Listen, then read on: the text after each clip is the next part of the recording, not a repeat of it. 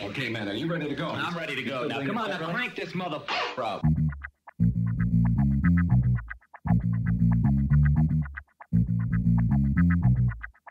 Break it down like this.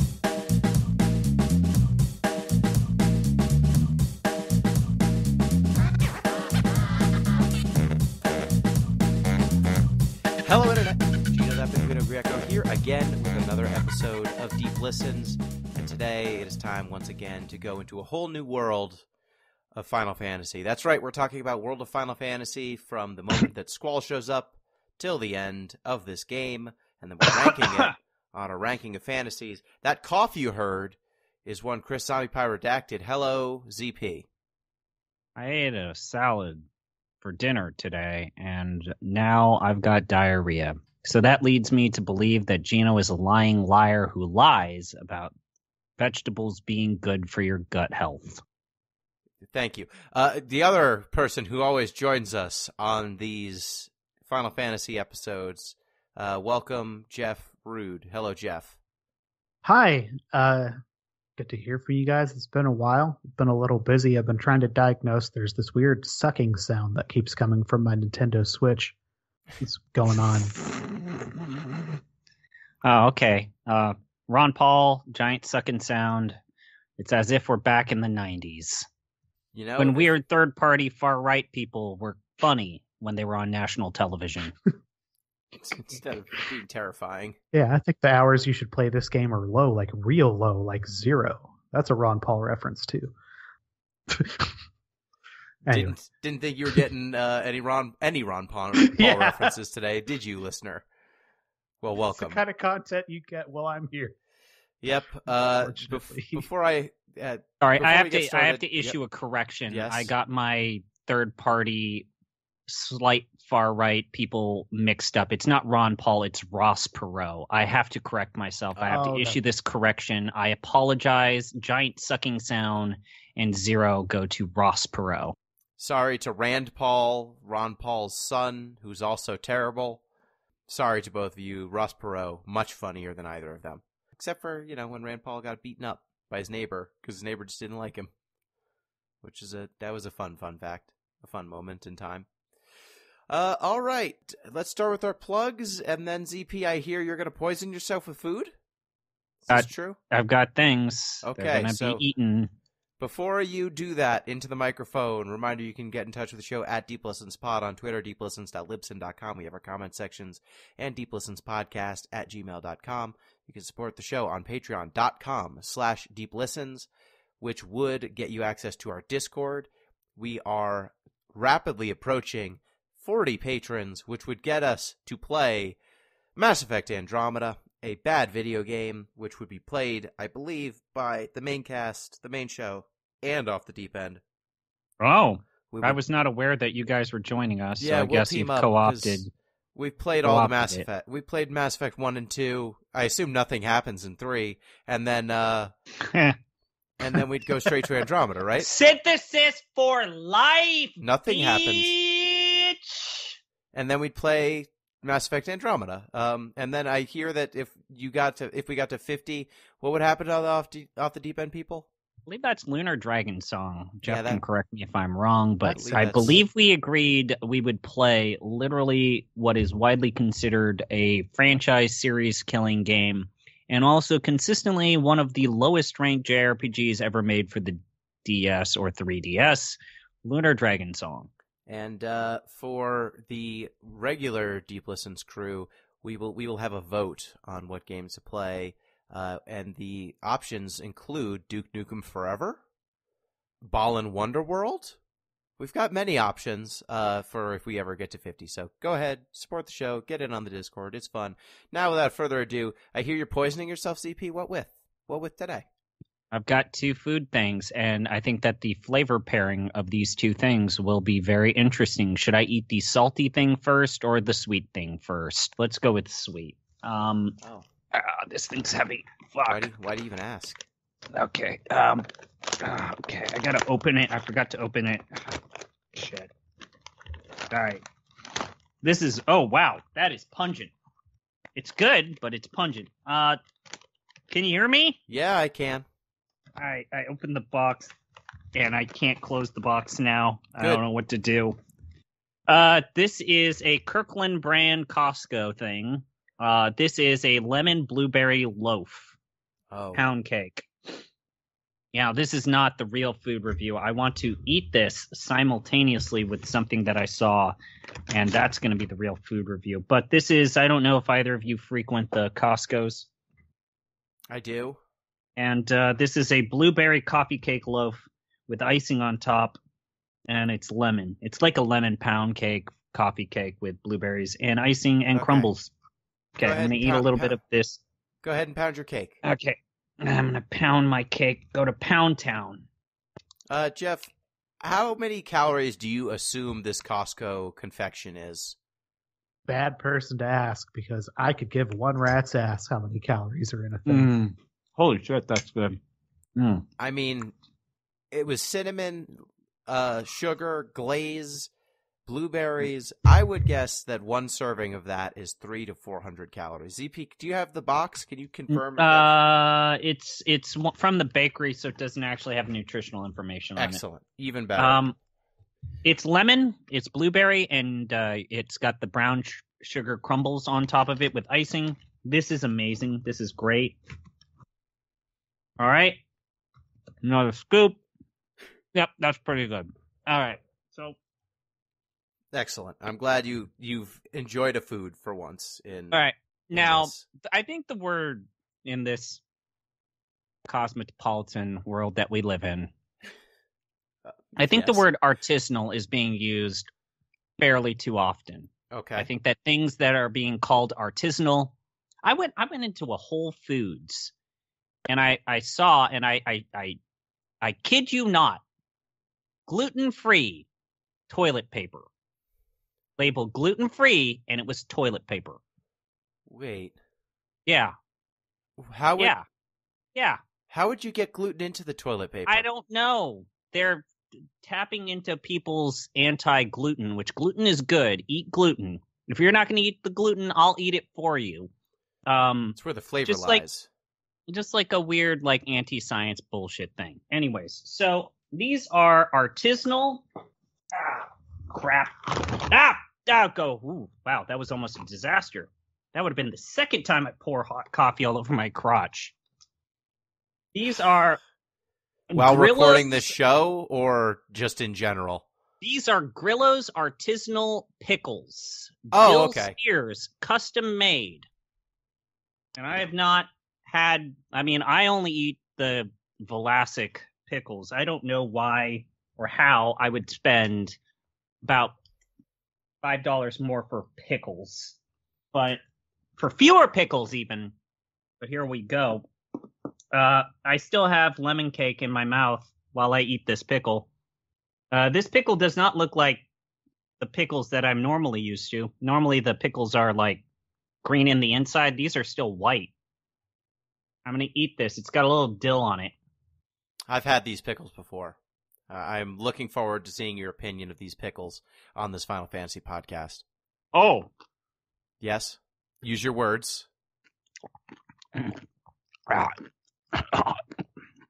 Why does he chew? Jeff, why is it like this? What did I do wrong? These are sour. Holy crap. Wow. Yeah, they're pickles. They're very strong. These are a lot stronger than the Vlasic bird pickles. Yes, the bird pickles are made in bulk for children. These are a lot stronger. Now, let's do what I think both of these co-hosts said is a bad idea. Let's take a nice scoop of the pound cake and let's put a pickle on top of it and let's eat it together. Oh, God.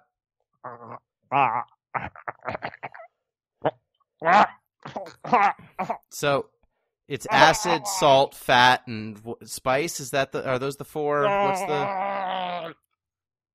He's got all of them, right? That's all the food groups.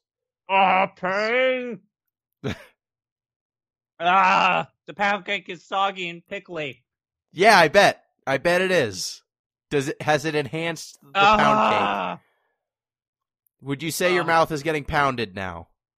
It's gone to Pound Town.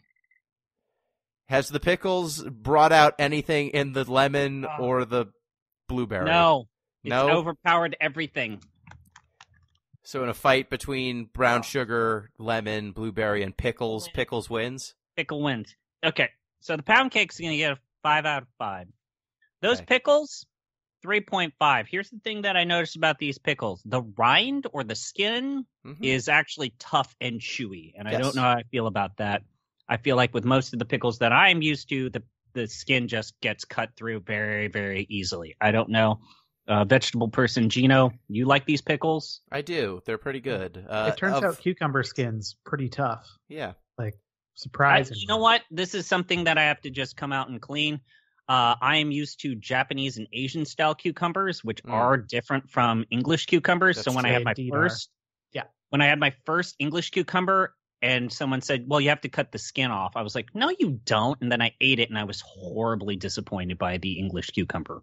Yeah, it's a really surprisingly tough skin if you have not experienced one before. So fair cop.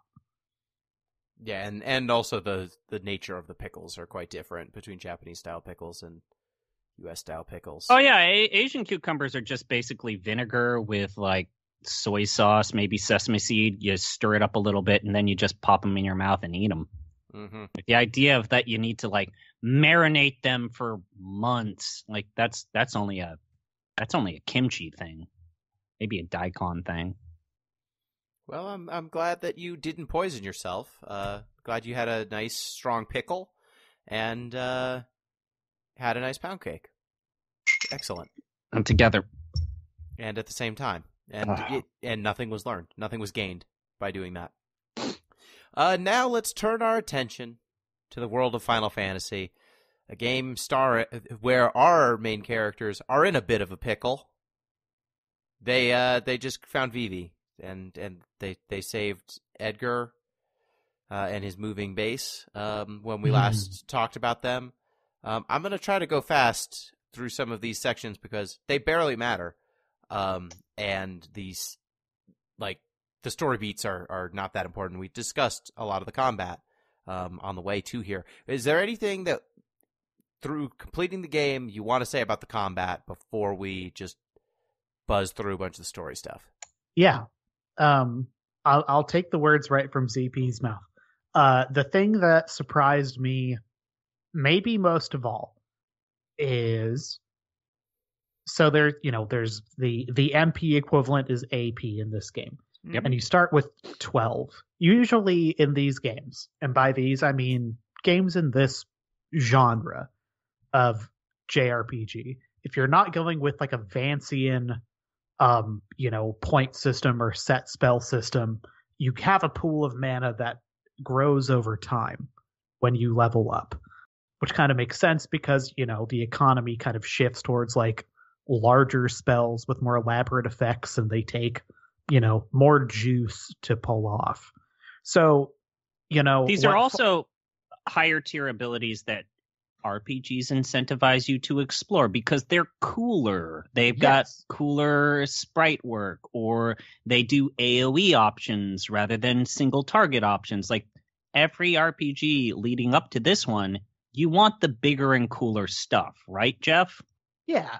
So what follows logically is over time you'll be accumulating more AP to do more or larger, cooler stuff. Yeah, you want to be able to your weaker spells should no longer be necessary because you can cast your bigger ones as much as you used to be able to cast your smaller ones. Yeah. So this game doesn't do that. No, it doesn't. Nope. And that is extremely weird because you go, okay, well, then do they just not scale, the cost of new abilities? Oh, they do. Okay. So how, what? It's very odd. And it's not as if it makes the game that much more challenging. But it is a weirdly limiting choice, I think, in a game that has like several weird limiting choices to it. Yeah. But yeah, was very surprised to see that be the case. The way that it plays out functionally is that you usually start a battle with 12 AP. If you have something like Meteor that costs 11, or Ultima, which I think costs 12 AP, you cast that, and then you do attack 3 or 4 times, or defend 3 or 4 times until you can cast it again, and then you cast it again, and then you repeat the cycle. If you are someone who uses casting, like you said, Jeff, functionally, you often don't need to care, because most of the enemies in this game can be killed by regular attacks and occasionally counterattacking. So it doesn't matter all that much, but it does pretty severely disincentivize you from... Well, it makes it more awkward to be a caster, to be someone who actually cares about MP. Right. Because you're going to spend a few turns basically down, with shields down, just charging. Actually, it's the opposite. You're probably defending, because defend allows you to have more turns. So you are shields up, and then cast one spell, and then shields back up.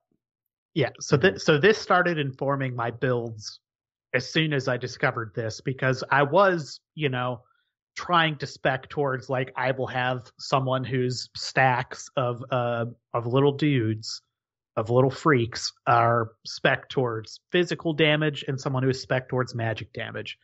And in addition to that, just generally not being a good idea anyways, as the game bore out, it also just seemed to be the case that physical damage was, like, always the better option.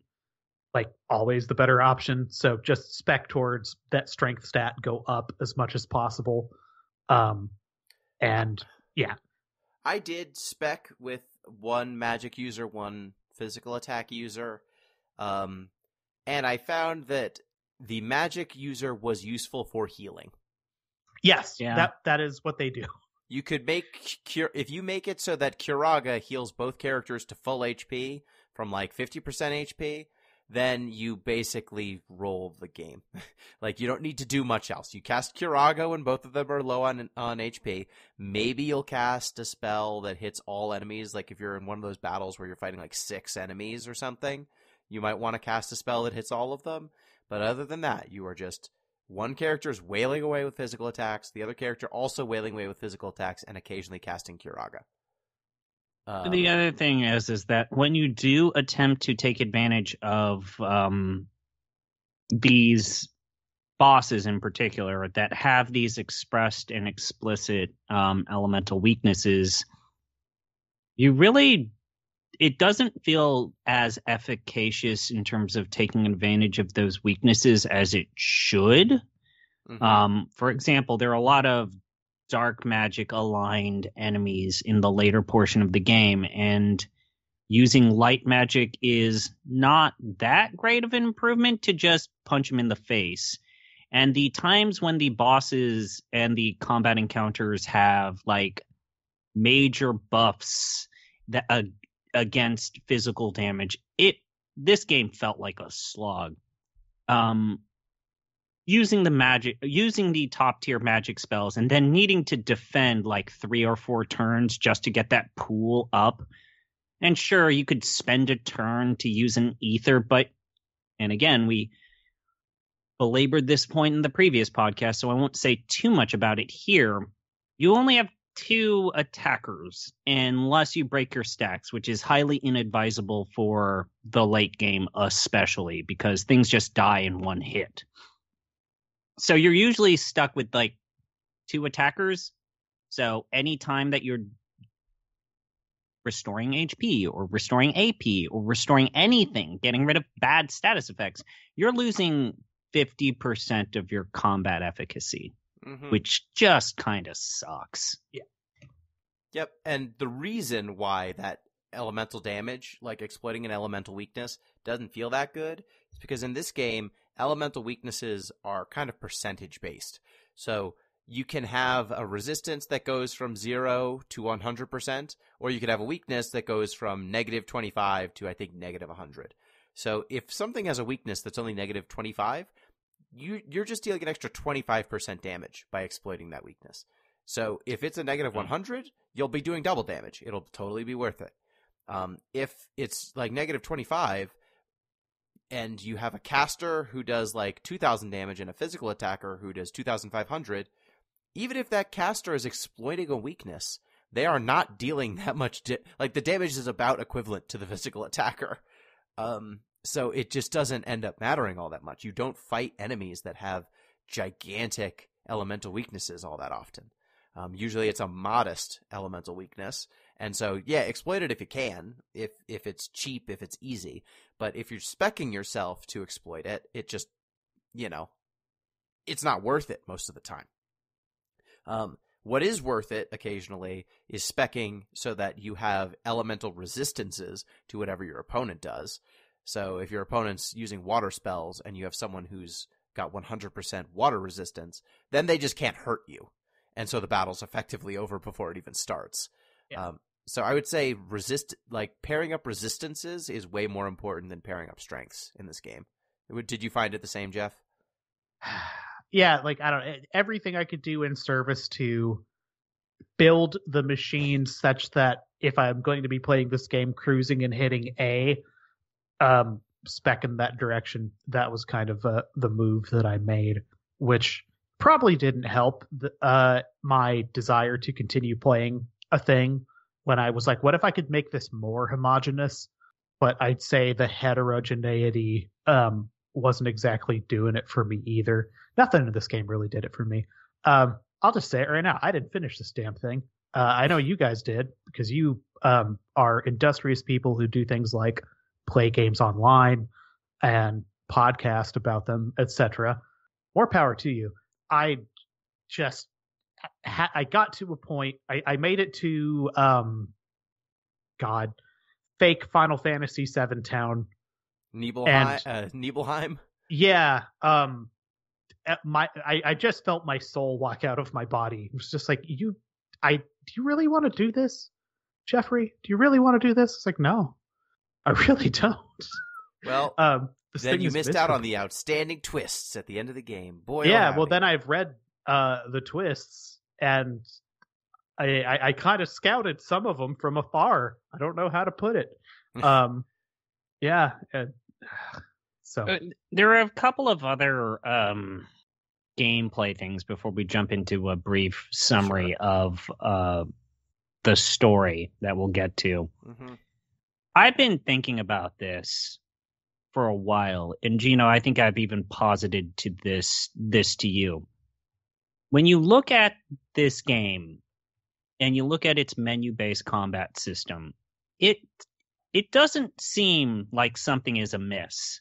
And yet something is amiss, because I don't know why, and I guess I'll point this to Jeff because I think we're basically on the same page, but fanning through the menus to do attacks in this game, or fanning through the menus to use items in this game, feels so much worse, and it feels so much slower, and I don't know exactly why. Maybe it's the fact that the fonts are one size too big, so just it's not showing you enough information quickly. Maybe it's the fact that you're just bopping in and out of these very simple attacks and these battles just feel excruciating. Maybe it's the fact that every environment has a lot fewer types of encounters because they want you to feel like you have extra opportunities to catch the monsters that are endemic to each location. But this menu-based combat system just feels terrible, bad, slow and bad and unsatisfying in almost every single imaginable way. And I don't know exactly what's wrong. Jeff, do you have any idea, any theses? I've got some ideas, but I want to hear yours first. I mean, now I want to hear yours. I want to hear what you've got to say because, okay. I think I've pretty well laid my cards out on the table how I feel about this game. I'll say I'm probably closer to ZP. You've not had a chance to really say your bit, kind of at a metatextual level about this. Okay, because I don't think we're aligned. Right? So from the why I think the menus feel bad, the simple menu where you basically are pre-programming moves to be available quickly from this more streamlined menu. That menu's bad. I don't want to spend more time programming things in a menu so that I can just access my commands slightly faster. So I think that was a whiff. When they have the classic menu, I think that, like ZP said, the fonts are a little too big and the amount of space utilized is not efficient. So, like, you'll get the name of a spell that might have, like, 5 characters to it, like thunder, ice, or blizzard, fire. You know, it's not that many letters. And then there's a big gap and then an AP cost. And then there's a second column. So you only ever have 2 columns, but most of that space is not occupied well. Like, they could have fit an extra column pretty easily without overrunning any of the text. And so I think that they just made everything more spread out than it needs to be. I don't know if it's because it fits well on a TV, but on a Vita or a Switch or something, on a mobile console, there isn't as much horizontal real estate, and so would have not worked as well on a smaller console. I don't know what. But I think that's why the menus feel so jankety. I ultimately, with the combat, am not as mad at it as you both are, because I think I just was using auto battle and turning my brain off and second screening this thing a decent amount of the time. Like, I basically considered most of the fights to be almost completely meaningless.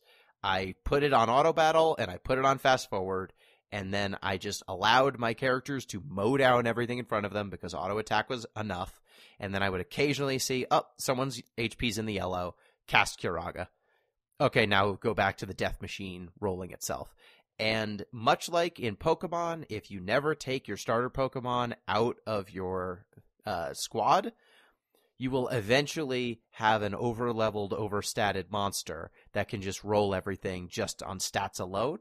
And that's basically what happened for me. I picked pretty early what group of Mirages I wanted to use. I occasionally alternated new ones in, but like I had a baby Behemoth that I caught pretty early on. It's a baby Behemoth. Yeah. I kept it in my squad for the entire game. So by the end of the game, I had maxed out its entire Mirage board and its secondary Mirage board, which just straight up gave it better stats than every other, even the better Mirages. If I would have had to spend like an hour or 2 to get those Mirages to catch up to my baby Behemoth. So I just allowed it to roll everything. And by the end of the game, I saw some of ZP's playthroughs when he was streaming. He was having some difficulty with fights that I was able to just walk through. Partially because my version of the game, I think, might be easier. ZP has the post-release DLC. Yeah, included. The Maxima Edition has weird ways in which it's both easier and harder than the original edition of the game. Overall, the sentiment is that capturing monsters is easier in the Maxima Edition. Progression, whatever, might be different. I think it's a bit of a push. I think that overall, which is a weird thing to say because I feel like Pokemon does this balancing act much better than this game, and it's not even a contest of trying out new things in a new area. You don't feel like you're completely pantsed as you progress further and further in the game. Yeah, this game, that is not the case. Like, if you catch a Mirage, it is going to get sent to Seraphy, and it is going to be at level 1. So just getting that Mirage to be able to be in combat without completely compromising you takes quite a bit of time when you get to the later parts of the game. I think you're also we're dancing around this. So this is a monster catching game. Yep. By the midpoint, slightly after where we stopped on the last podcast, the requirements for capturing monsters gets to a breaking point to where it just feels like it goes from being a unique attribute that differentiates this game to they don't understand the pace, the simplicity of the Pokemon format, and the added needless complexity of each monster has its own requirements ends up being to the game's detriment to such a massive degree. I don't know how many times there were occasions where I would scan a Pokemon or scan a Mirage, realize that, I need to inflict you with a status effect or a specific elementally aligned spell. I don't got it. So this battle is worthless. I mean, I have nothing to show for this other than the EXP gain. So now I need to drag my ass all the way back or use a Seraphy phone, which there is a hard limit in terms of how many of those you can have. You're only allowed to buy 3. Sucks. That sucks. Insane. Drag your ass either to the beginning of the dungeon, retool your parties, put in the abilities that you want, which is not easy because now you have to like fan through multiple menus and see which monsters have the abilities that you need to like inflict the statuses. And figuring that out is not fun. Well, it's bad. It is actively bad trying to figure out, oh, here's the list of the abilities. What do any of these abilities do? I'm just looking at a list of random bullshit and not knowing what any of this does, other than if I figure it out how the naming conventions for all of these attacks works. Otherwise, you're just shit out of luck. So I just will say one thing that made this more tolerable for me. Chocolate, the Chocolina variant that's in this game, she sells items that afflict every status effect. She doesn't have all of them, though. She does. She doesn't have the ones that... She doesn't have all of the status effects. She doesn't have even all of the elements. Dark magic and light magic, not representative of Chocolate's things. You're going to have those dark magic and light magic monsters in your rotation. Okay, so dark magic, light magic, but I think like 90% of the status effects are covered. So all I ever did, if I saw one of those monsters, if I had no ability to do what they asked me to, that monster was dead to me and I never caught it. If it was something that required a status effect, I just used an item. I didn't worry about what my squad was. And oftentimes you would have to use 2 to 3 items before it was actually a good draw rate to capture that monster, which is insane. And the fact that items can miss also just bonkers. Especially because the status effects are required for catching. So like, I agree, it's not a fun experience, but my counter is you don't need to engage with it at all. You can just I would push get back the slop. completely. I would push back completely because this is the appeal of this genre. Capturing monsters is the appeal of this genre. It does not matter if the levels and the game are structured in a way where it is not as necessary as you want. The core appeal of Pokemon, the core appeal of monster capturing is you want to get things. You want to get new things and put them in your rotation and see, oh, this is cool. This isn't cool. You bucketing new sources of new combat options, bucketing them into good, bad, meh. Like that is the appeal. And the simple matter is, no matter how you look at it, this game makes that actively unfun. The best way to react to this is to not engage with the core appeal of this genre entirely. But what if you're okay with catching some and not them all? Because I felt pretty good about what I caught. I didn't get that mad about what I didn't catch. Like, I got a baby Tonberry. Great. I was happy having a baby Tonberry. I made it into a Tonberry. Same thing with my Behemoth. I don't think I caught any bombs, but they didn't seem good enough to make me care that much. I eventually caught a Moogle. Like, as long as you catch a few of the Mirages that have multiple evolutions, you eventually get all of the forms. Like, as long as you fight things like the later form, like if you catch a baby Tonberry, you will unlock the ability to get a Tonberry, a Paleberry, a King Tonberry, a King Paleberry. So that one Mirage unlocks 6 Mirages for you. So like there are definitely some where you need to catch one of the forms. And usually the entire tree of that Mirage has the same capture condition. So like, I think Tonberries and Paleberries, you capture the same way. Same things with some of the other ones, like, you know, you hit them with water or whatever. But as long as you catch one, you've effectively caught all. And so, yeah, if you're trying to catch truly everything, it sucks. It's not even that I was attempting to capture everything. I think that if I went the route that you went, Gino, I would have hated this game even more. And you want to know why? Because I would have seen the same attacks over and over again, the same spells, the same things, ad nauseum. And considering how long some of these levels go, like I was putting new things into my stacks just out of pure desperation of seeing things. Because when you aren't using spells, guess what? You see the same basic physical attack over and over and over and over again. So why did I have like 2 extra large Mirages? Just because at least they are cool to look at and provide some sort of visual flair that is interesting. Why did I use my medals fairly often?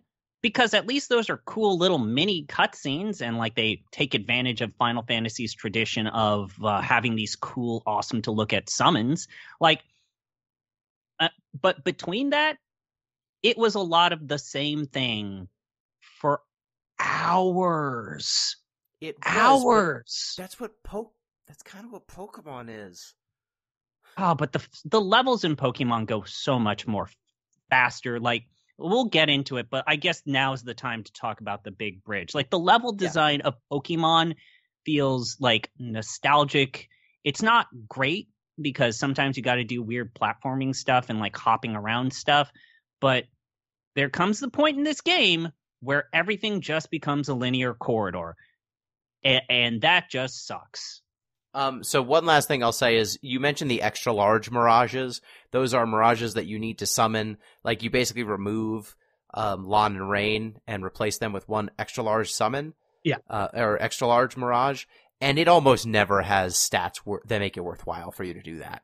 Yeah, so, as soon as I discovered it was not a, like, I don't know. I think that is a poorly considered thing, because I acquired one of those, looked at what it actually involved to use, and just kind of chuckled. It's like, okay, well, won't be doing that.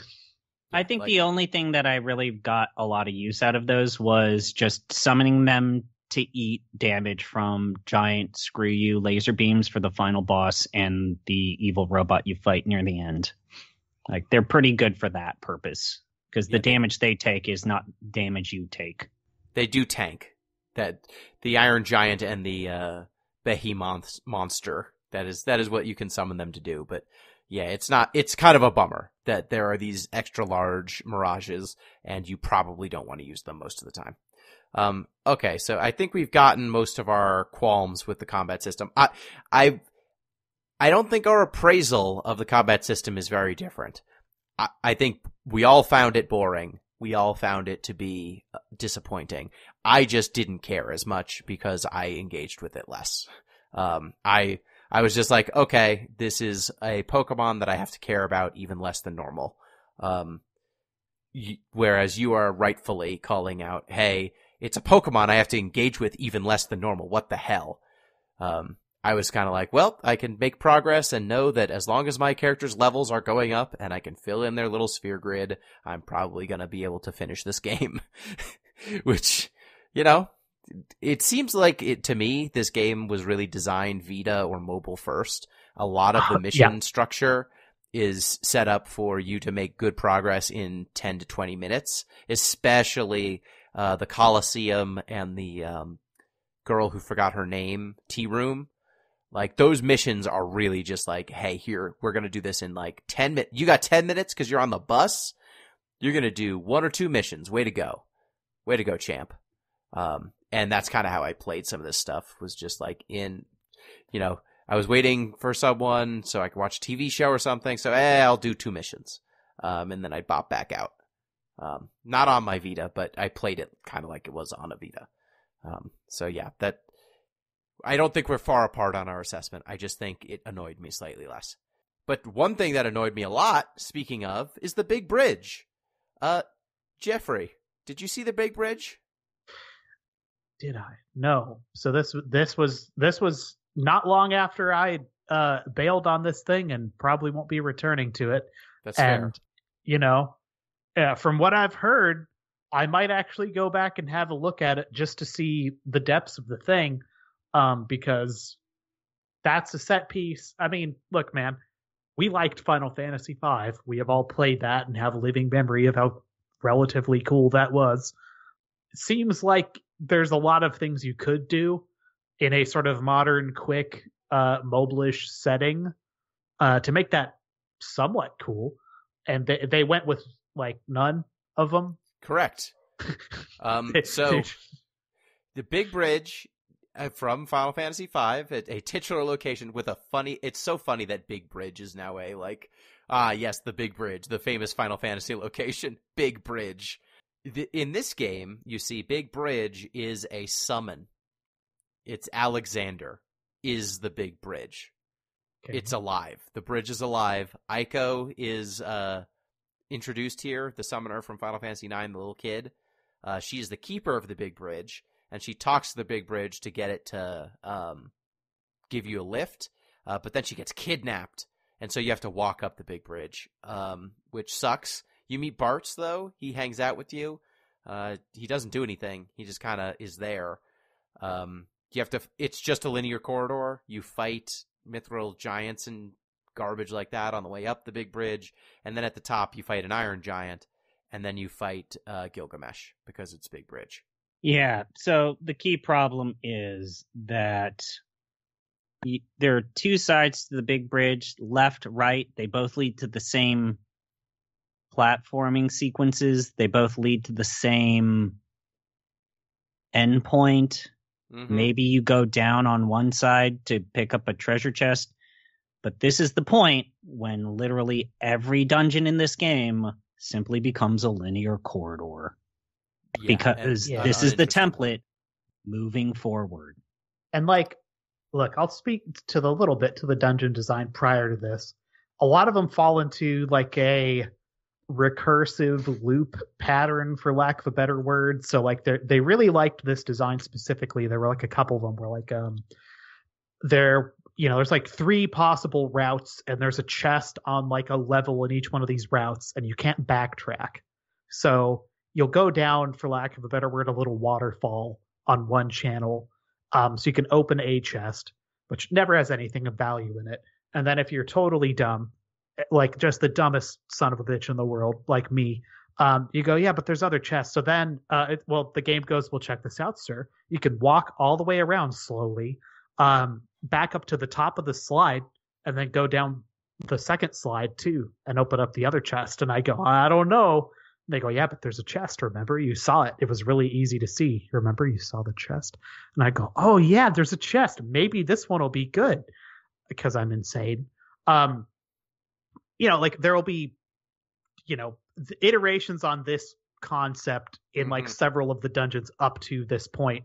I would say that's also not particularly creative, but it is, rote, simple to grasp gameplay chunk that makes sense if you're playing this in 10-minute pieces on a bus ride on a Vita on some level, because it's easy to visually read and grok.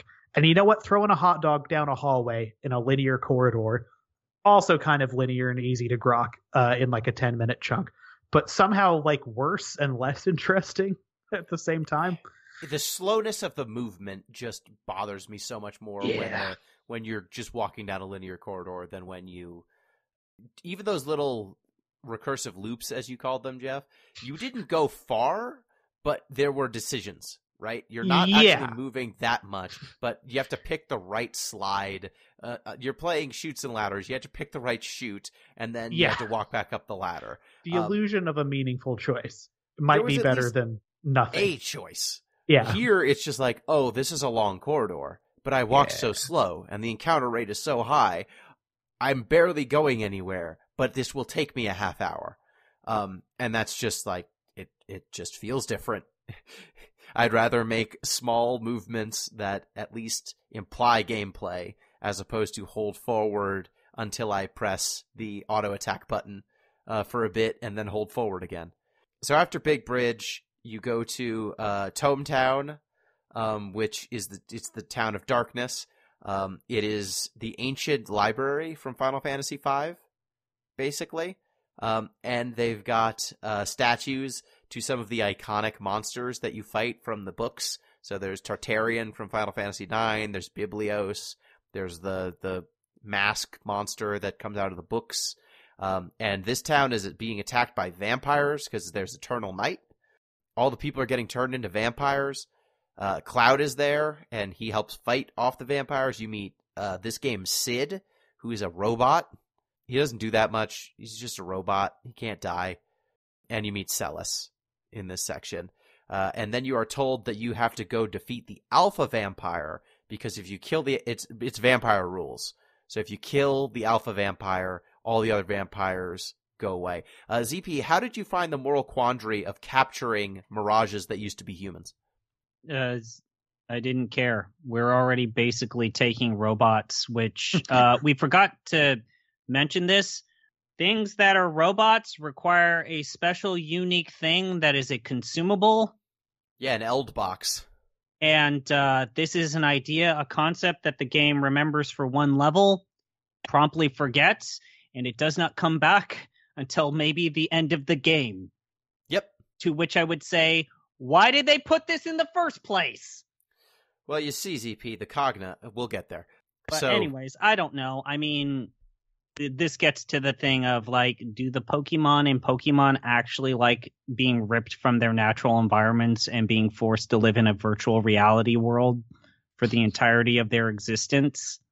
I would say probably not, but you know what? A wizard did it. They're fine.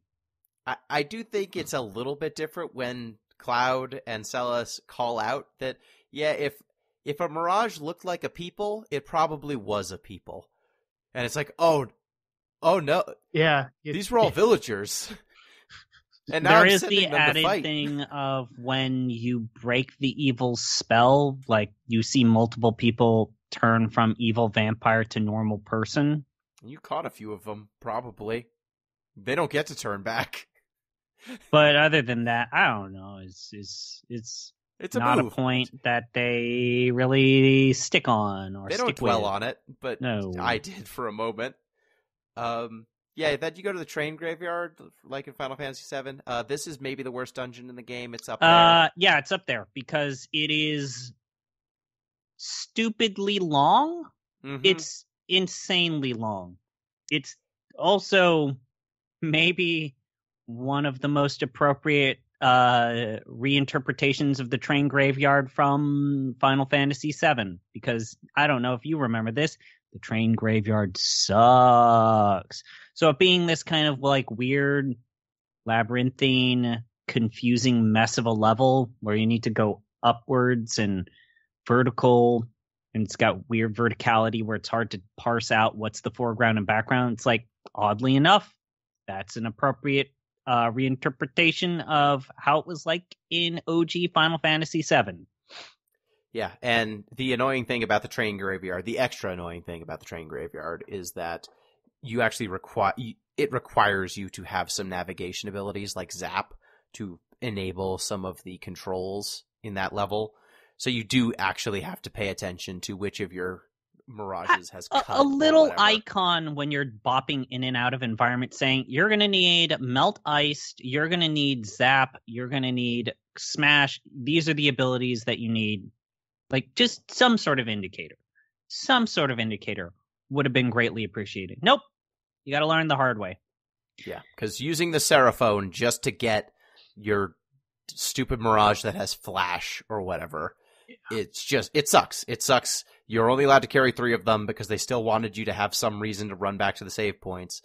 But it just sucks. It makes it difficult. Not even difficult, just tedious. It makes the game more tedious. So you eventually fight the Prime Vampire.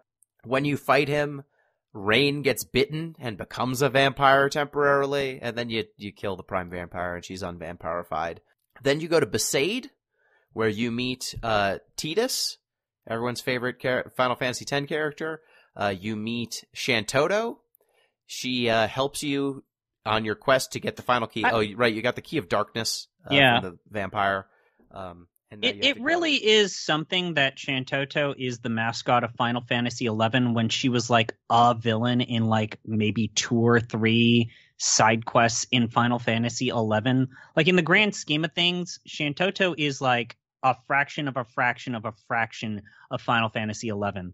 She's not even the most important character in Final Fantasy XI, but she is the mascot. And she's become like the one acceptable thing to say, oh, Final Fantasy XI, not the weird like Miko priestess lady, not the guy who's like doing the weird tropical island stuff, none of the fucking Promethea Chains of Memory stuff. No, Shantoto. She's the one. She's the best.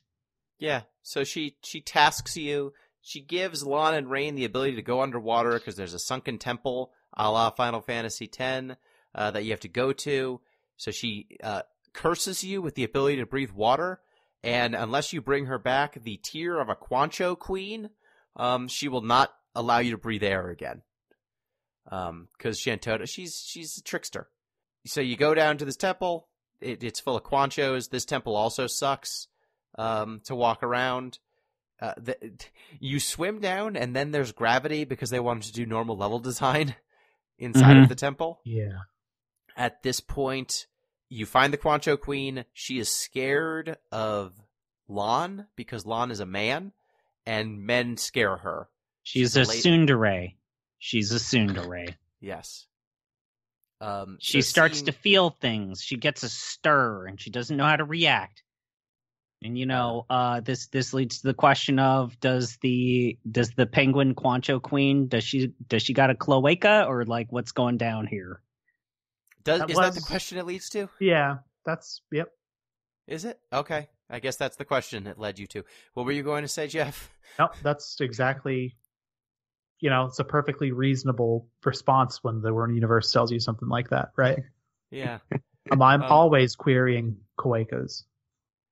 So the Quancho Queen, it turns out she cries really easily, and her tears turn into valuable jewels. So you get her to cry by showing her a man thing, is what she calls Lon.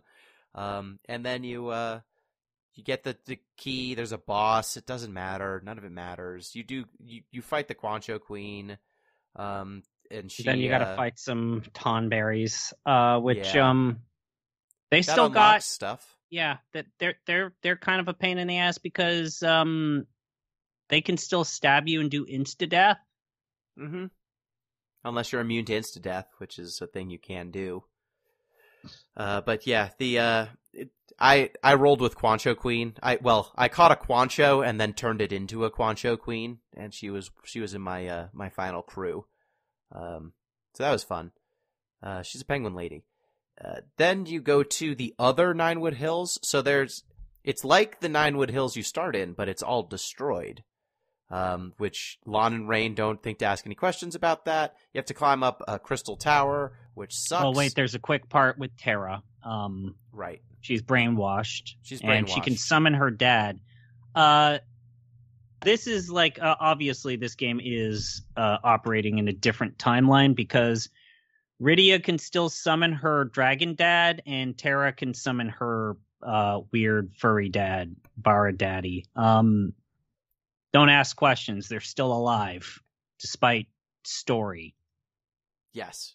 And they do make a point of saying Riku is Final Fantasy X Riku, but in Final Fantasy X-2 clothing. Which, why?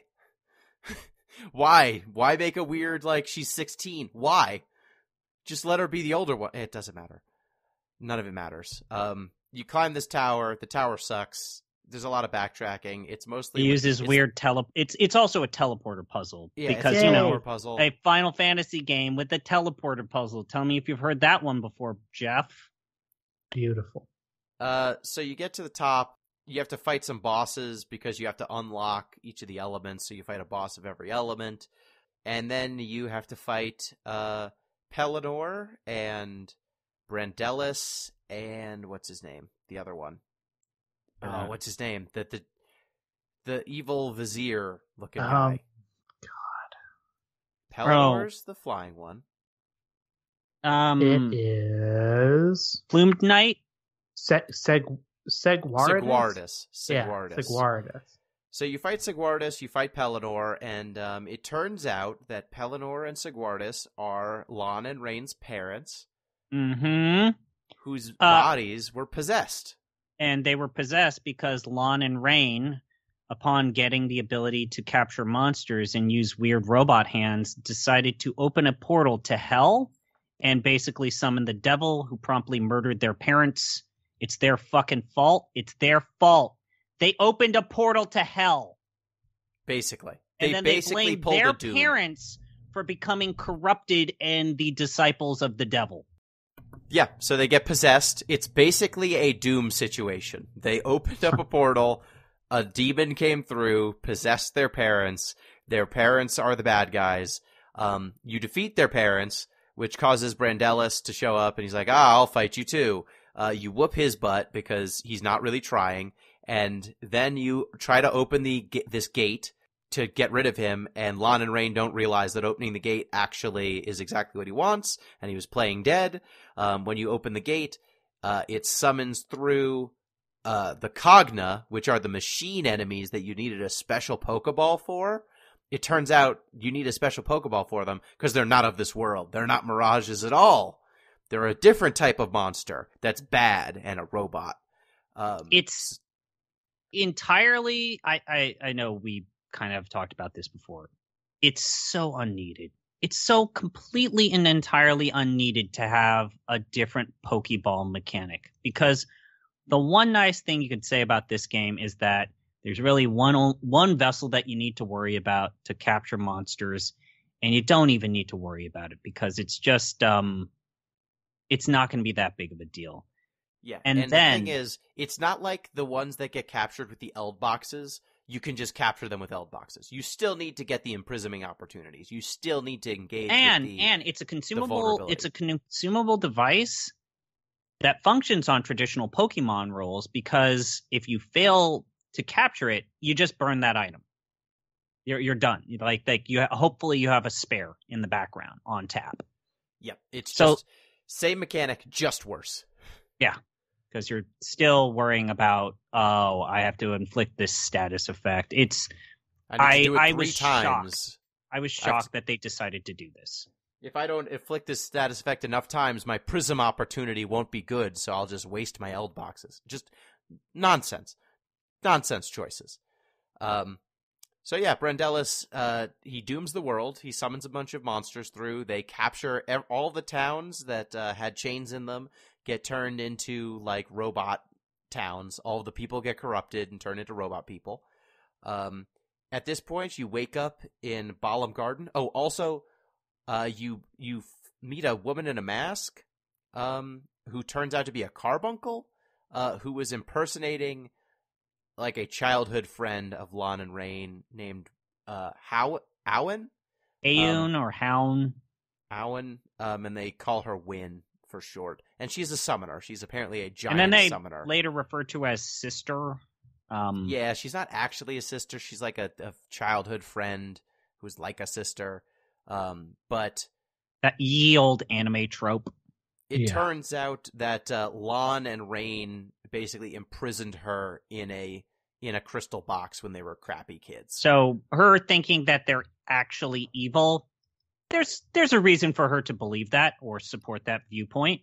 Let's just say they basically imprisoned her for 100 years, and then when they were in Ninewood Hills, they were basically in another dimension that whole time until what's her name? Dang it, the God. Until God Anna shows Cross. up. Anna Crow. Anna Cross. Yeah, she shows up and then takes them out of this pocket dimension. And so 100 years have passed. She's trapped in a crystal. Wynn's trapped in a crystal, and now the other two are back. So she's set free. She doesn't like you. You end up in Balam Garden because the world's falling apart, and the League of S, which is... Did we ever find out what S stands for? Is it just Seed? It's just Seed. Because later, as you progress through the story, Seed is trying to recruit other characters in the Final Fantasy Pantheon. Mm-hmm. This is maybe the worst rendition of Balam Garden ever. It just looks bad. Yeah, it's cheap. Like, you can see all of the different wings in Balam Garden. You can't go in any of them. So they'll say, like, oh yeah, she's in the infirmary with... Win is in the infirmary with Dr. Katawaki. You can't go there, though. Can I go to the training center? No.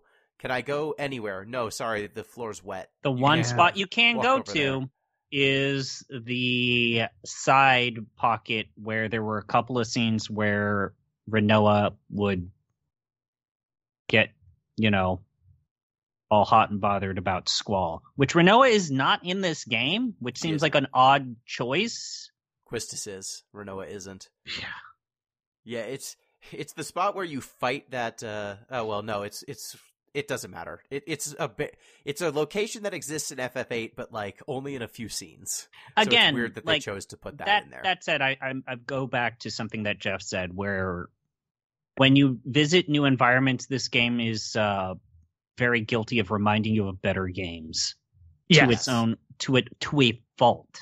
It's I admire it occasionally trying to do a deep cut of something like a little off the beaten path. That's not just like the, Cliff Note greatest hits versions of like very memorable things. Mako Reactor, Midgar. Yeah, like we kind of stray from some paths a little bit, and I almost admire it. But yeah, if you're going to engage in this behavior, you should, like, I don't know, if I was, I will probably never make a game at this scale, but I would like to hope if I did and I saw like this on a design doc, I'd be like, okay, how buttoned up, like, here's what people are going to come at us with when they play this thing. We need to be focused on that and a little bit less like the middle to back portions of some lore Bibles. Because like if you could just go play, like, it's never been easier to go back and play these better games that we're going to be citing in here. Like, now that these pixel remasters are out, and, I guess with the exception of 11, which is kind of limited in the ways you can still replay it, this whole series is just kind of out there for anyone that wants to go touch it on pretty much every platform. So, like, shoot your shot, I guess, but you're going to get called out on this for sure. I mean, the annoying part is that they have the names of cooler locations, but every time they use them, they've messed it up in some way. Like Balam Garden, chibi version of Balam Garden, where they used pretty low rent assets to have the other parts of the garden, other than the part directly in front of the elevator. It's just not enough. It doesn't look that cool. Besaid, they call it a place Besaid. It's by a beach. But all of the buildings are the same cookie cutter buildings they used in every other town. So the fact that Besaid in FF10 is like, oh, it's a beach town, like it had very specific architecture, and they just throw it away because that would have been expensive to make unique assets for the buildings. So they just went with the same assets. Same thing with Nibelheim to some extent. Like, oh, it's Nibelheim, but it looks like Midgar. Oh, weird. I guess because Midgar is more recognizable, Yeah. And like, so, that one was particularly weird. It's like, a lot. Like that, perhaps the singular most iconic location in the series. And like they decided to do their own spin of it by combining two locations together. And then they story reasons you. They're like, well, Shinra remade Nibelheim into this Electro town. It's like, what? Sure, yeah, whatever. Sure, whatever, man. I think the only location that is better for the WoFF transformation is the Library of the Ancients from FF5, just because they made it into a whole town instead of a pixel thing. That's the one. I think every other location is lesser. You get through Balam Garden. Oh, go ahead, ZP. I would just say though, like, not to go back to this point, is you have these iconic locations, and the only thing you really do, like, even the NPC interactions that you have when you're trying to explore these locations, they're so cookie cutter. I know this is a nitpick, but it's just find the ones that have the little exclamation mark to like pick up side quests. Find the characters that are Final Fantasy mainstays and talk to them once or twice. But even then, those interactions don't really matter. It's just a vehicle for you to have a jumping point to the next place to pick up the next element or group of elements of monsters. It's very transparent, the stitching of this game, and to this point. Even more, the missions themselves are so generic. Like, and some of them just are unfair. They're actively unfair missions. It's like you go to that desert location, and it's like, by Figaro's castle, please fight the earthworm 10 times. It's like, I could barely get that thing to spawn like at a reasonable rate, and you want me to like subject myself to RNG and kill 10 of them? But no, even then, thank you. Some of them are like, hey, get me 5 widgets. And it's like, what does this have to do with this FF8 location? Or this, like you've invoked a cooler location and then you've put a cookie cutter quest in it which has no references to the original thing. Like, you're doing references and you're not doing references. And I think in both spots, you've made choices that diminish the original work you've done and diminish the reference. Like, pick a path. The funnier thing there, Gino, is that if it's an item you can buy from Chocolina, you can finish the quest by just buying it. Oh, totally. That's what I did. That is how I finished most of my quests, was I just bought the item. Pro move, because it's like, outside of those phones and outside of the occasional like attack item that you want to go buy, there's not a ton to like do with money. No. You can go buy seeds to get your Mirage's new abilities, but spoilers, you don't need them. You just attack everything. Learn Curaga and then attack everything to death. So yeah, from the League of S, you get an airship. All the airship lets you do is fight like 2 Mirages. No, that's not true. That's not true. The Mirages are actually hidden. You have to go up and down in the environments. Yeah. There's like over 20 Mirages, but they're actually obscured behind the foreground and the background. It's pretty tricky to find them. This is where, remember, at the very start of the game, you got either zapped, the ice one, or the fire one. This is actually where you can get the pre-transformations or earlier evolutions of Ramu, Shiva, and Ifrit, which it turns out this is also where you find out that there are gender-bent versions of summons, iconic Final Fantasy summons. Like, when I found out that the male version of Shiva is Chivalry. Chivalry's very good. Yeah, that's good. And then Ramun is he's got a granddaughter, and she's an anime girl that walks around with a giant robot.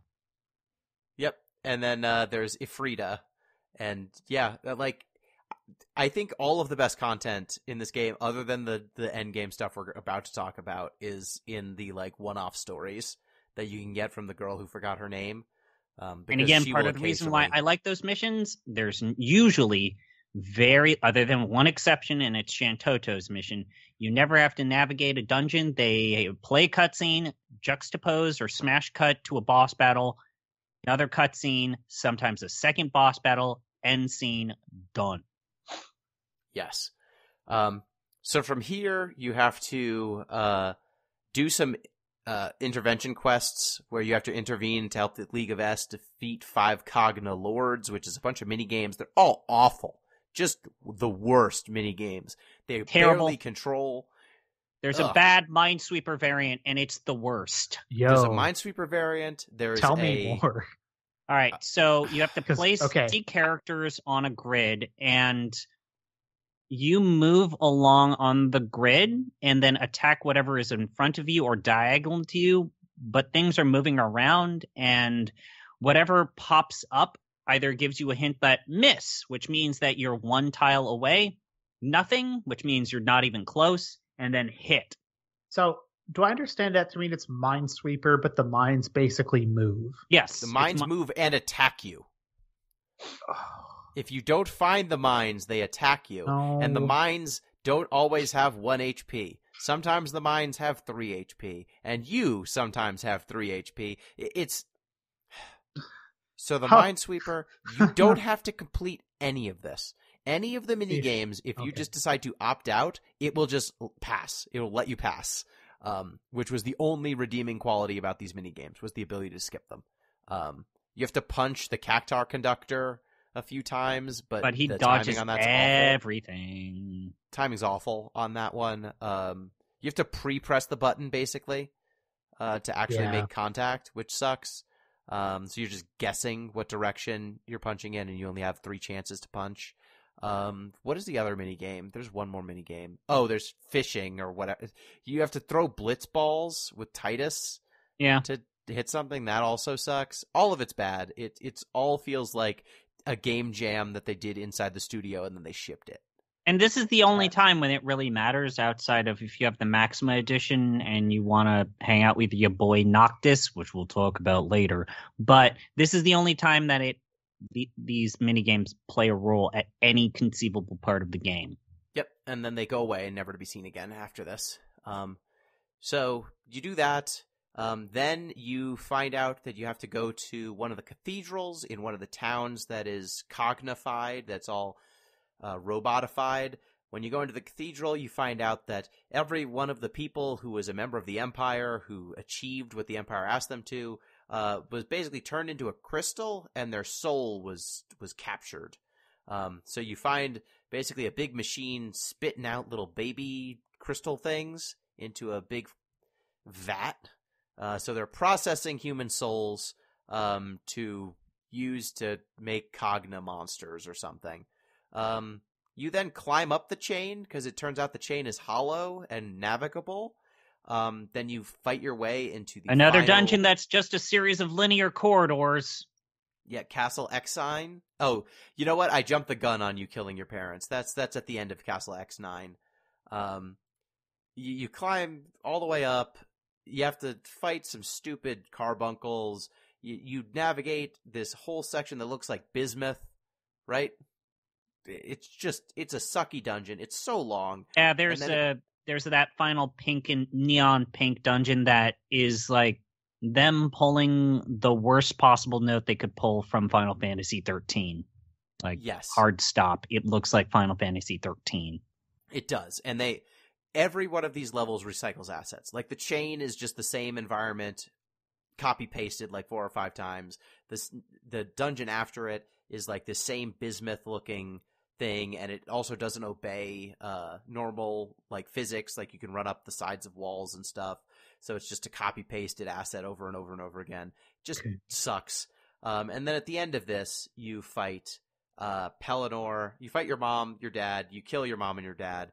And then Lon uses his powers of making crystals to encase himself and Brandelis, the bad guy, in a crystal. So they are basically both killed, and then Rain goes back home, and it rolls credits. So the games, and while you watch credits, you see these little cutscenes of Rain crying, weeping horribly, like tears, and like as the world in the background is being destroyed because you haven't fully stopped the Cogna invasion. Yeah. And then you get through the entire credits, and then the game... Even better. She's just like lying in the rain while rain falls on her face. Like, Tama is combing her hair because she's let herself just fall into disrepair. It's amazing. And then it just goes, the end, ? And then it boots at the title screen. It gives you the option to place New Game Plus, which, Jeff, maybe it would be better if you played it as New Game Plus. There's a new harder difficulty. Oh, good. Yeah, I mean, again, not as if it's a difficult game. No. So the idea of going in there with leveled stuff and then it just, linearly increasing, the amount of hit points on it, like that just becomes a weird zero something, I almost guarantee. Anyways, if you decide to not click New Game Plus and instead click Continue on your save file, the game's like, hey, did you think that ending was bad? Hey, did you not like how we lost? Well, wink, wink, nudge, nudge. What if? Just hear me here real quick. What if? What if we did time travel to prevent the bad ending from happening? Okay, Jeff, so we're going to do time travel, but Great. There's a cost to time travel. Yeah. What do you think is the cost to allow you to undo the bad ending? And I looked this up before we started talking and saw the answer, but it's gone from my head now. Okay. Yeah. Well, let's just say this: a sacrifice needs to be made. I know. The one with the bad grammar. Yep. Tama. Everyone's favorite character, Tama. Tama sacrifices her life so as that you can time travel. To which I said, "Cool, Tama's dead. Seraphi, you're now on tap." Tama Momohime. Bye, Tama. Just Tama don't Mohime. come back. You're in the trash. All 9 of Tama's lives, because Tama's a 9-tailed fox, it turns out. Yeah. Get sacrificed to wind back the clock. That's cool. That's funny. And then the game decides to subject you to this long elongated sequence where you need to bring back Tama, which of all things services the characters of Final Fantasy III, providing extra details about their personal traumas and what they've been going through. Not any of the characters that you know and love. This is now 100% in the name of our Final Fantasy III characters. Which, mind you, the named characters for Final Fantasy III were from the 3D remake. Yes. So you first have to get the plead. You have to collect all of the summons, all the like big summons that used to fight for Lon and Rain. So you catch Ifrit, Shiva, Ramu, Diablos from FF8. A giant robot. Bahamut, Odin, Leviathan. Those are the main 7. You can catch a giant robot that what's her name? And a crow makes available. It's around this point that me and Braden found out like some of the voice actors that they hired for this game are pretty big deals. Like you know, of course all of the Final Fantasy VII characters are the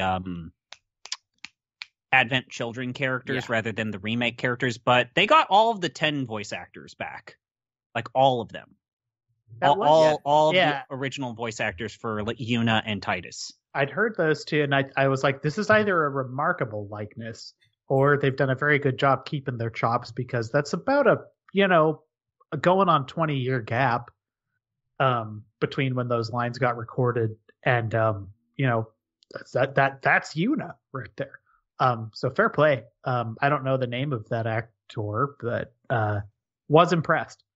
More impressed to know that that's the genuine article there. Yeah, that's the genuine article. But I mean, like, they got like multiple people who are like cast members from like your classic Nickelodeon Rugrats characters. Yeah, Vivi. Vivi is voiced by the voices of what's her name from Nightmare Before Christmas?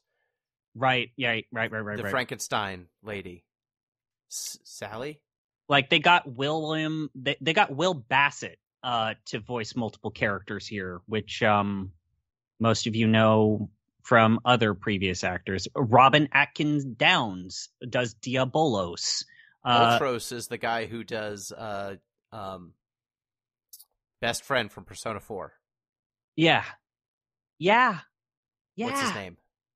Yosuke. Yeah, Yosuke's voice actor. Ray Chase does Edgar. Troy Baker does Snow. But, well, yeah, all of the 13 characters are back. Yeah. And that was recent enough, but yeah, I like Troy Baker doing around. Snow. Like Jennifer Jennifer Hale does the voice for the Plume Knight and Pelennor. I guess the craziest thing about all this to me is these voices weren't even in the Vita version, which is by some measure maybe the best selling version of this game, or was in Japan anyway. It is very funny. Yeah, like that game probably went on to do better on like the Switch. Like I know it's on everything, but that's a lot of work for maybe the lead platform not being able to support any of it. It is.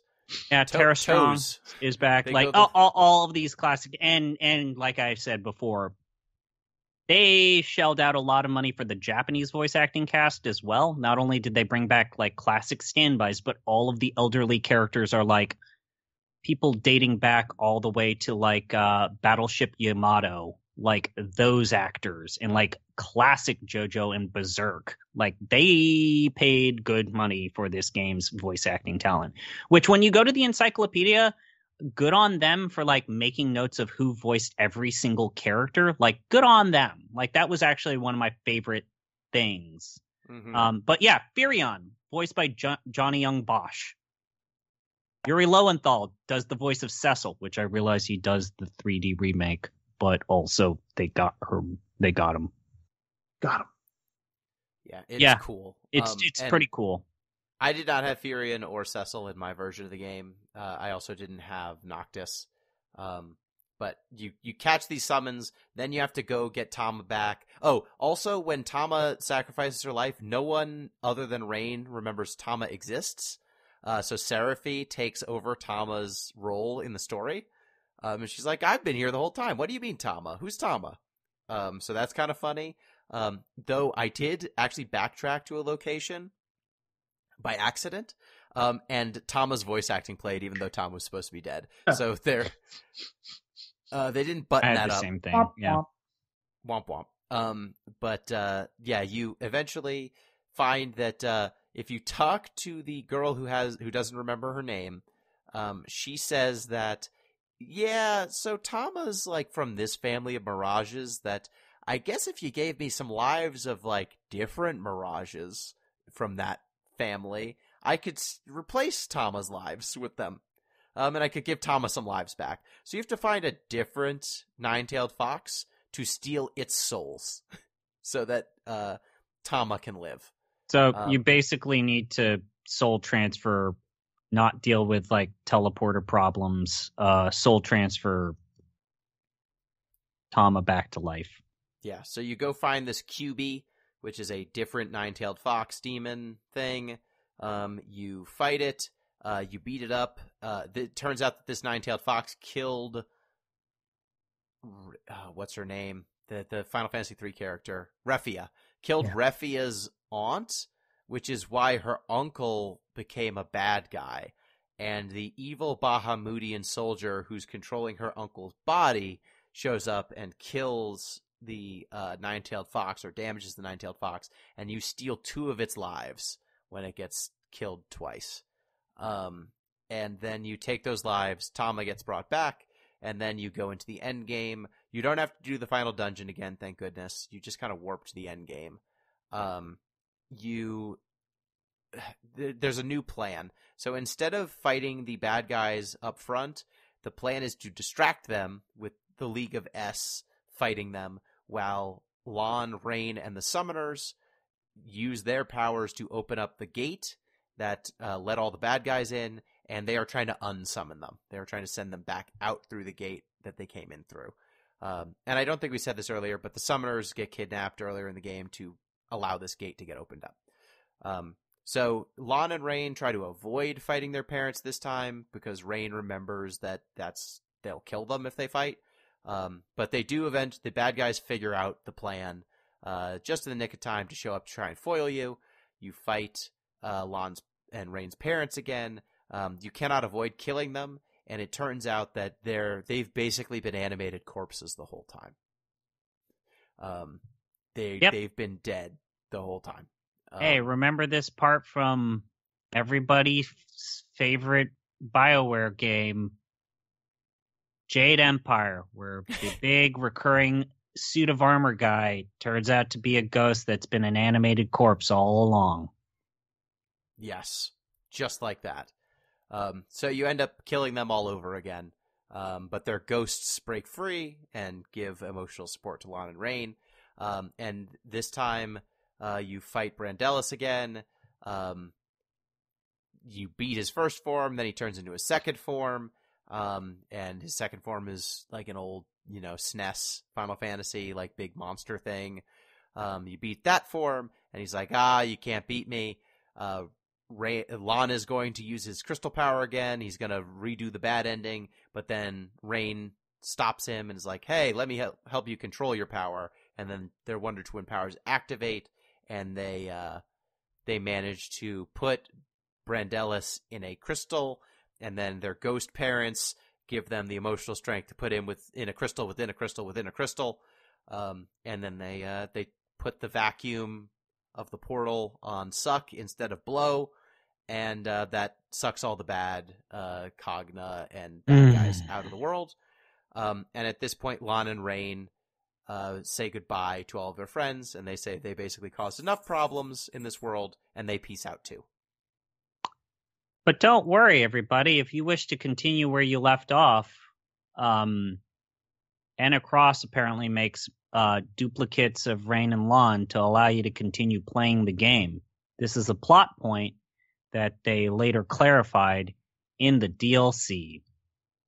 Turns out that Enacro is God. Yeah, no, she introduces herself as "I am God." Yeah, so that's pretty early on. That happens. Yeah, I know, but it's just so ridiculous every time I see it. I'm like, I can't believe that. I don't like this, but I don't like it. But she does introduce herself as God. So that's the story there. I will point out,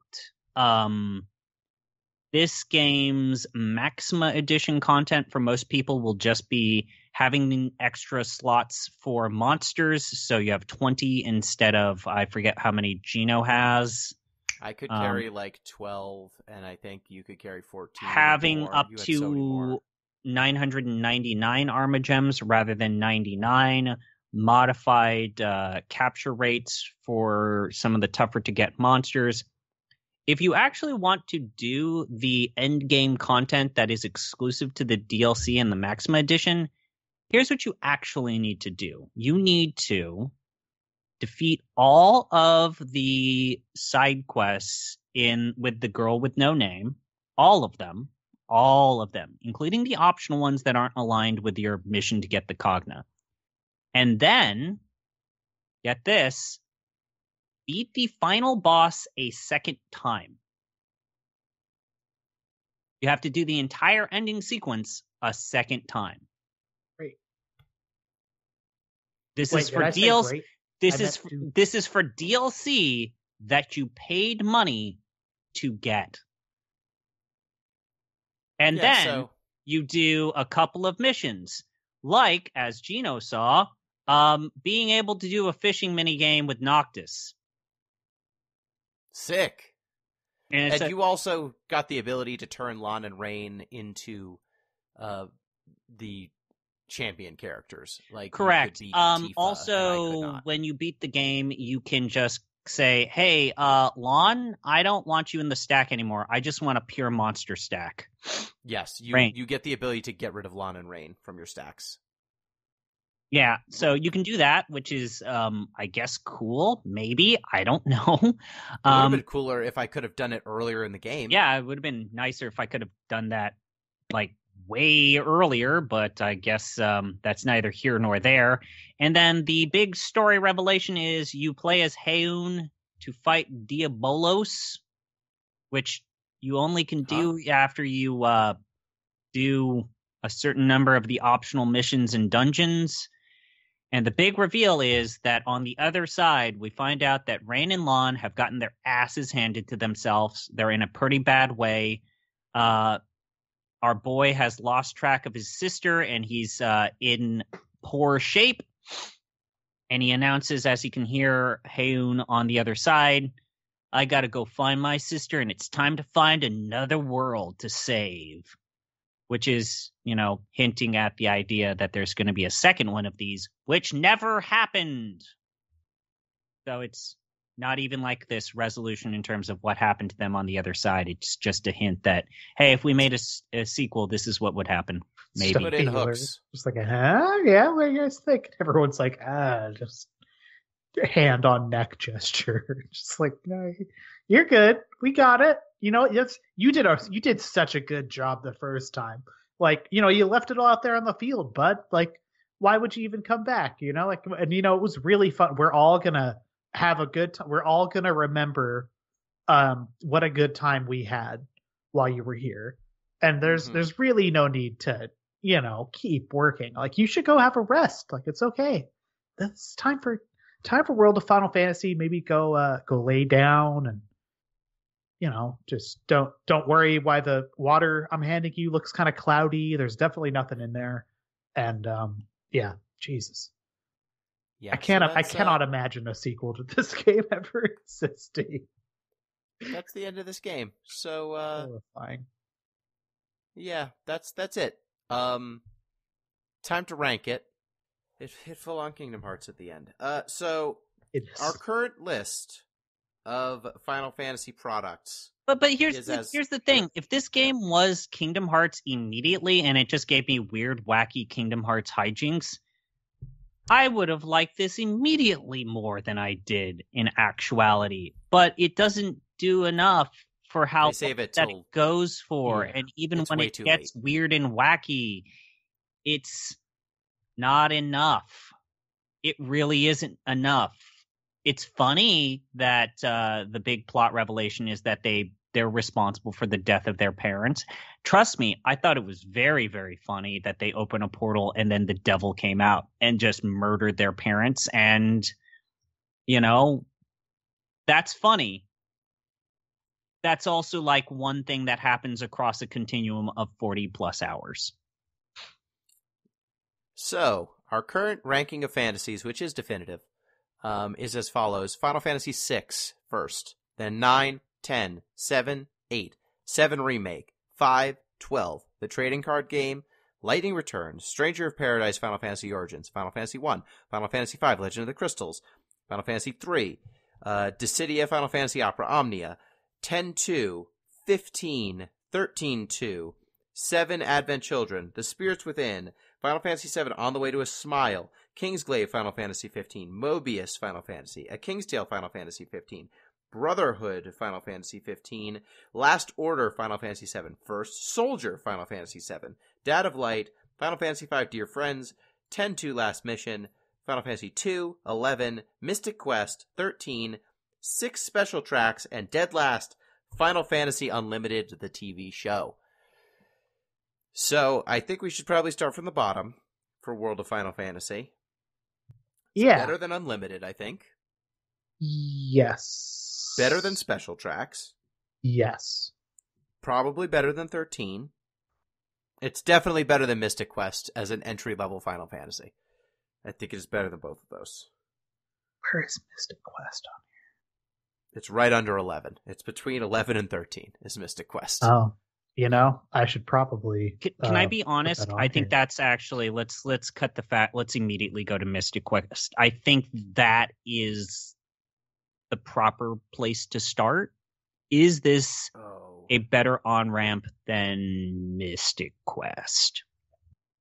Yes, it's a better RPG than Mystic Quest. It's got more charm to it. It's got more mechanics. It's got like, for as much as I was scoffing and guffawing at World of Final Fantasy, there's at least more to do than Mystic Quest just mash the X button constantly. Like, there is stuff. You don't need to do it in this game, but there's more.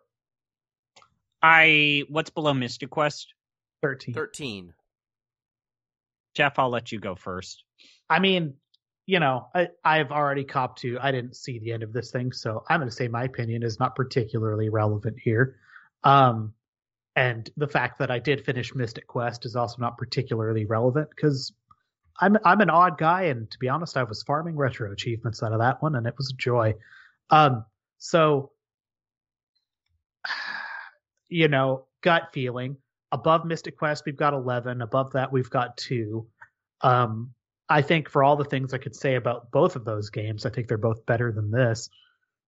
So I would say that 11 has more creative merit and a legacy more so than World of Final Fantasy. I'll say that much. I will not allow this game to go above 11. Yeah. So I'm kind of like anything in this crease. Like, I would defer to both of you because I'm already getting what I want, which is, I think this game belongs fairly low on this list. But it probably belongs above something that's just an interminable disaster like Final Fantasy Unlimited. Oh yeah. So this is a mediocre Pokemon at the end of the day, with writing that we don't find especially appealing. Here's where we get into, I think, Last Mission, which is just a bad Chocobo's Mystery Dungeon. Like, that's one that I might say WoFF is better than, but it's not better than 2, I don't think. And I don't think it's better than 11. So, would I let me think of this thought experiment. Would I play World of Final Fantasy again before I played 13-2? Which jumps in. No. That's way too high. No. Past a lot of medium stuff. I would play 13-2 before I play WoFF. Flat out. Like, that game at least is a goofy adventure where we're time cops, and it has a story, as incoherent as it is, that's just dumb and goofy. It's so like is WoF's, though. No, absolutely not. I found these characters just intolerable. I found listening to Tama just actively unfun, if not just the worst. I found the core conceit of the character interactions being the boy is the dumbass, the girl is the straight man, across a timeline of 30 plus hours, to just be not at all anything even remotely appealing. I would feel bad if I gave this game to even a child. Okay, here's what I would say. There's a lot of, this game does in fact have this list, has games on it, and then there's a bunch of media properties of, various, quality levels, let's say. Every one of those, be it a film, a web animation, an anime, an album, when I hit fast forward, it just fast forwards.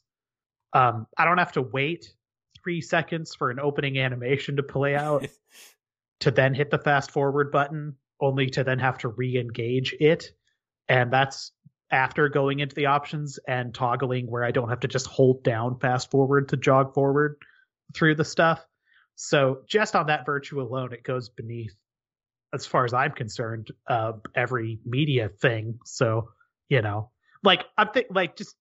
being a little bit facetious, but, I'm looking at like Hikari no Oto-san, right? Mm-hmm. Which is not a particularly good program. It is a promotional item for a thing. And I'm like, I don't know. Last Mission is also like truly a terrible thing. That Last Mission might actually be too high. It is way too high. Yeah. The more so like the actual fix here, I think, is to put Last Mission like right above 13 or Mystic Quest. It might even be below Mystic Quest. And then I feel better about WoF being between 11 and Mystic Quest. Yeah. Because it's better than Last Mission. But do we need to kill Tama to alter the timeline to move? ZP, you're the one who's got the most experience with Last Mission. So I feel like you should, be the one to take the sledgehammer out and murder it, like, more. This is highly unorthodox. This goes against every rule that we have previously set. This sets a dangerous precedent. I'm totally for this. Let's put Last Mission lower. Yeah, absolutely. It's very bad. It's non-functional. Yeah. Okay. So this is unorthodox, but I'll allow it. Yeah. Last Mission is now directly above 13, which is then the new order is going to be, are we all cool with WoF sandwiched between 11 and Mystic Quest? Yeah. Above Mystic Quest. That's fine. I think this game would ultimately be more engaging to the younger set than if I were to give like a current. Let me tell you, as someone who now works in a middle school, this might be a little better received than Mystic Quest by the middle school set. So I can see it. So we've killed multiple birds with a single stone here. Our new list is as follows: Final Fantasy 6, 9, 10, 7, 8.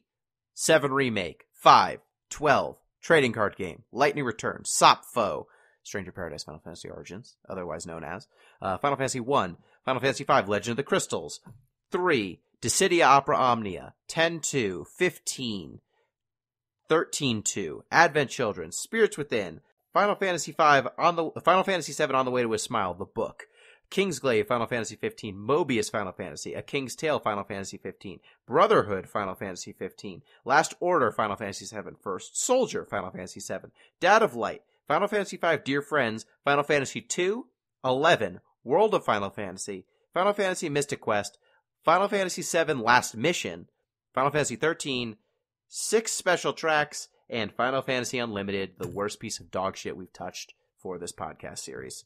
Which now means it is time for someone else to pick who's up. I completely forgot. I didn't choose this. So I think You it's did not. I chose this. Jeff. It's not me. And I didn't choose Mystic Quest. So I picked Mystic Quest, so it's actually Jeff's turn. It's Jeff's turn. All right. Well. Cool. I didn't do my homework and I'm being rewarded. I'm a bad boy. That's great. So there's two options. Really, there's three. And one of them's a game. It's just a game. Wow. Yeah, I know. I'm really gonna push the boat out, but I kind of want to, like, you know, we're running low on games. Really, right? So We are. let's set those aside. Would you guys like to delve back into the world of literature, quote unquote, or the world of music? Literature. Books. Books? Wow. Okay. Because let me tell you, I've got a real good doubleheader for the music. Again, I'm only going to be able to do the music thing really like 2 more times, for reasons that I'll articulate. But okay, so we'll park that one. So we are going to, you know, as everyone knows, Final Fantasy VII Rebirth is now out there. And a lot of people are playing that own PlayStation 5s, and I'm not in that cult, and I'm probably not going to be for a while. But what I can do is learn all about, you know, the cool, newsy hat wearing dweebs that exist in the margins of the Final Fantasy universe. So we're going to read The Kids Are All Right. Oh, God. Okay. Final Fantasy VII, The Kids Are All Right. The novel. A Turk's side story. A Turk's side. All right. I'll have to put up the book signal to see if we can get a book expert in to discuss this literature. Yeah. Thank you, Jeff, for picking this. No problem. Damn you. Thank you, ZP. My stomach hurts. And thank you, dear listeners. I'm glad we've escaped a whole new world of Final Fantasy.